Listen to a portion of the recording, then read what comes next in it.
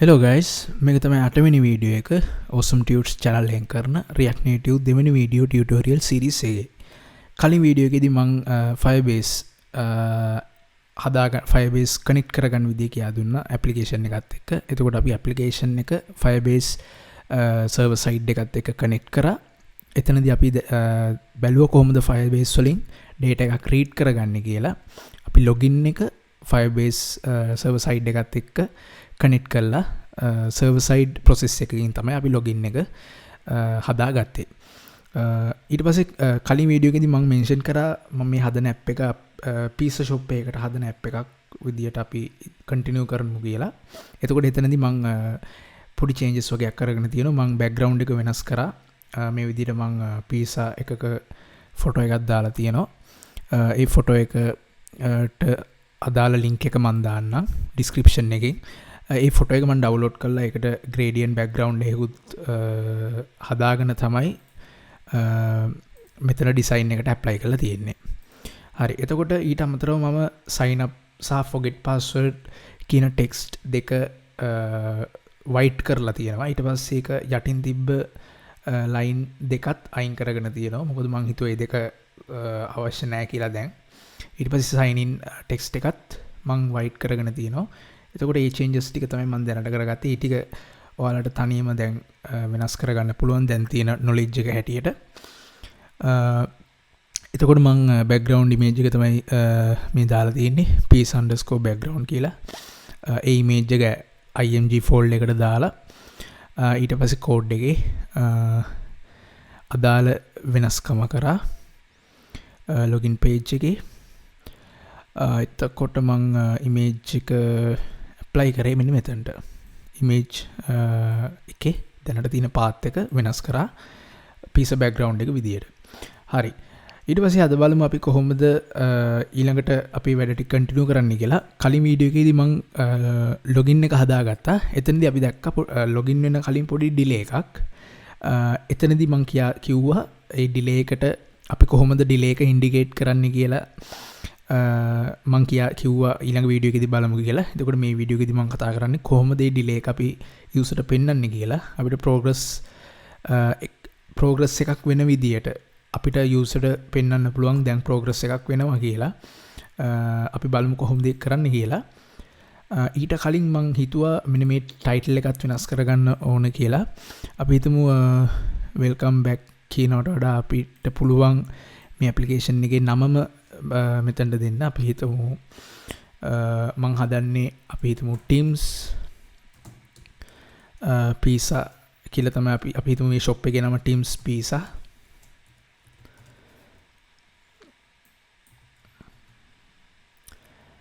හරි. එතකොට කැමති නමක් ඔයාලට දෙන්න පුළුවන්. ඔයාලට pizza කියන වචනේ දෙවෙනි line එකට යන්න ඕන නම් ඔයාලට පුළුවන් s අකුර ගාවින් /n එකක් තියන්න. එතකොට line එක break වෙනවා. මං මෙහෙම මේ විදිහටම දෙන්නම්. ඊට පස්සේ මම මේ text එක center කරගන්නම් screen එකේ. ඒකට මට පුළුවන්. එතකොට දැන් view එකේ අපි ගත්තොත් container style එකට ගියොත් flex direction එක තියෙන්නේ column එකක් විදිහට. ඒ කියන්නේ top to bottom තමයි තියෙන්නේ. එහෙනම් මට align self වලින් මේ text එක center කරන්න බෑ. මට පුළුවන් text align කියන attribute එක use කරන්න. මම කියනවා text align center කියලා. එතකොට මේ විදිහට centralize වෙනවා අපේ text එක. ඊට අමතරව අපි හිතමු දැන් මේ තියෙන්නේ ඇත්තටම default font එක. phone එකේ තියෙන default font එක තමයි මේ title එකට වැටලා තියෙන්නේ. හිතන්න මට අවශ්‍යයි font එක වෙනස් කරගන්න. අපි බලමු කොහොමද මුලින්ම font එක වෙනස් කරගන්නේ කියලා. මට පුළුවන් font එකක් download කරගන්න. සාමාන්‍යයෙන් Google fonts වලට ගියාට පස්සේ අපිට ගොඩක් fonts browse කරලා හොයාගන්න පුළුවන්.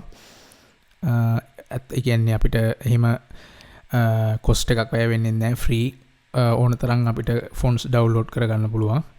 එතකොට අපිට පුළුවන් අපි දැන් type කරමු අපේ shop එකේ නම teams pizza. හරි. එතකොට අපිට පුළුවන් ගැලපෙන font එකක් හොයාගන්න.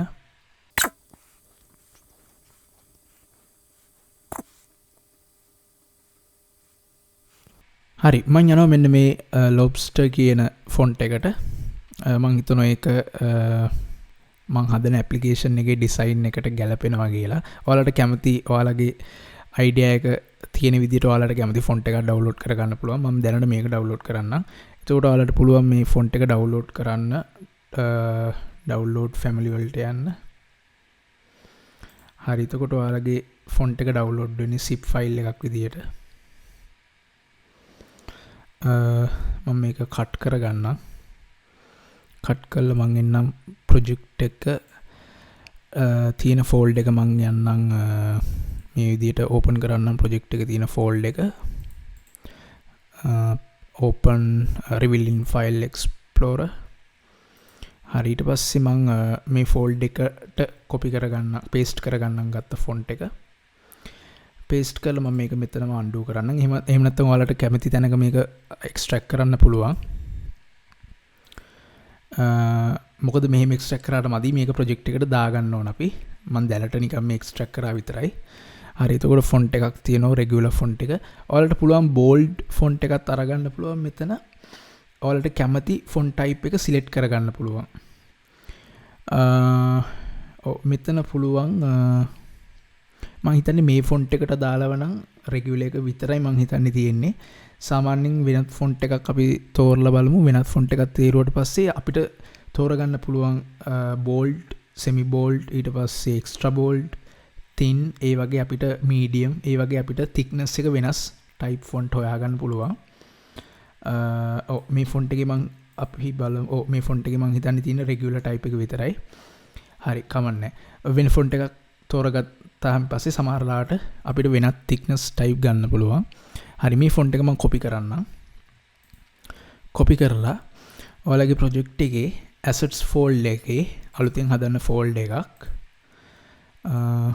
fonts කියලා හදලා ඔයාලා කොපි කරගත්ත ෆොන්ට් එක මේකට paste කරන්න. paste කරලා ඊට පස්සේ ප්‍රොජෙක්ට් එක open කරලා බලන්න. ප්‍රොජෙක්ට් එකෙත් fonts කියලා folder එකක් හැදිලා තියෙනවා. ඒකේ ෆොන්ට් එක වැටලා තියෙනවා.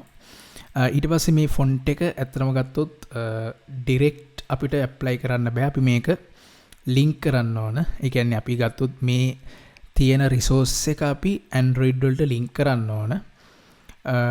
අපි බලමු කොහොමද ලින්ක් කරන්න කියලා. ඊට කලින් මම මේ සර්වර් එක ස්ටොප් කරන් ඉන්නම්. මොකද අපිට ආයි මේ සර්වර් එක රීස්ටාර්ට් කරන්න වෙනවා. හරි. ඊට පස්සේ අපි බලමු කොහොමද ලින්ක් කරන්නේ කියලා. මම simply search කරන්න React Native apply font. හරි මම යන්නම් පළවෙනි link එකට. React Native 6.0.69 වලට කලින් කනෙක්ට් කරන්න තියෙන වෙන විදියකට, ඊට පස්සේ කනෙක්ට් කරන්න තියෙන තව විදියකට.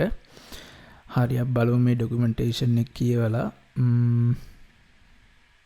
හරි මේකෙදි කියනවා එතකොට මුලින්ම create කරන්න කියලා react-native.config.js කියලා ෆයිල් එකක් root directory එකේ. අපි බලමු මේ ෆයිල් එක තියෙනවද කියලා. තියෙනවා නම් create කරන්න අවශ්‍ය නැහැ. React Native. එහෙම ෆයිල් එකක් නැහැ. ඒකින්ද අපි create කරමු. root directory එකේ තමයි එතකොට create කරන්න ඕන. react-native.config.js. හරි ඊට පස්සේ මෙන්න මේ කෝඩ් එක මෙහෙම කොපි කරගන්න.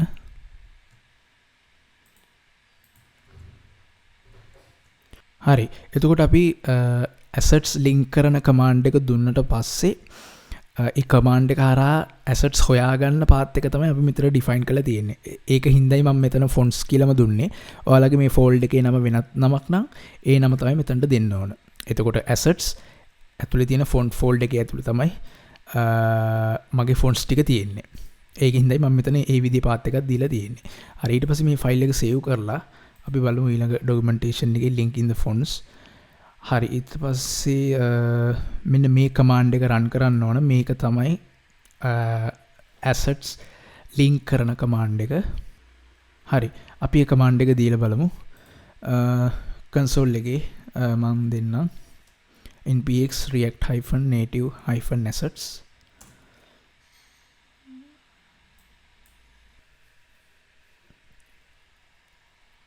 හරි ඊට පස්සේ මට ඇවිල්ලා තියෙනවා linking TTF assets to Android project. TTF කියලා කියන්නේ font extension එක. එතකොට TTF files assets link කරලා කියලා මට message එකක් ආවා. හරි. එතකොට මේ warning එකක් වෙලා තියෙන්නේ මම දැනට මේ project එක Xcode එහෙම නැත්නම් iOS වලට compatible වෙන විදියට හදලා නැහැ. දැනට තියෙන්නේ Android වලට compatible වෙන විදියට විතරයි. ඒ හින්දායි මේ warning එකක් වෙලා තියෙන්නේ. ඒ කියන්නේ අපි iOS වලින් application එක හදනවා නම් font link කරද්දී අපිට මීට අමතරව දේවල් කරන්න තියෙනවා. ඒකයි මේ රේක එකක් ඇවිල්ලා තියෙන්නේ. හරි. අපි ඊට පස්සේ බලමු කොහොමද font එක apply කරගන්නේ කියලා අපේ code එකේදී. හරි. ඉතින්ද කියලා තියෙනවා මෙන්න මේ විදියට. අපිට පුළුවන් font family කියන attribute එක හරහා අපේ font එකේ නම define කරන්න පුළුවන්. අපි බලමු ඒක කරලා. එතකොට login එකේ text එක මෙන්න මේ text component එකට තමයි මම font එක apply කරන්න යන්නේ. මම ඒකෙම style එකක් විදිහට add කරන්නම් font family equal මම මේ font එකේ නම copy කරගන්නවා. හරි. අපි බලමු දැන් මේක run කරලා අපි මුලින්ම server එක start කරමු. හරි එතකොට මගේ application එක run වුණා. ඔයාලට බලා ගන්න පුළුවන් දැන් font එක වෙනස් වෙලා තියෙනවා.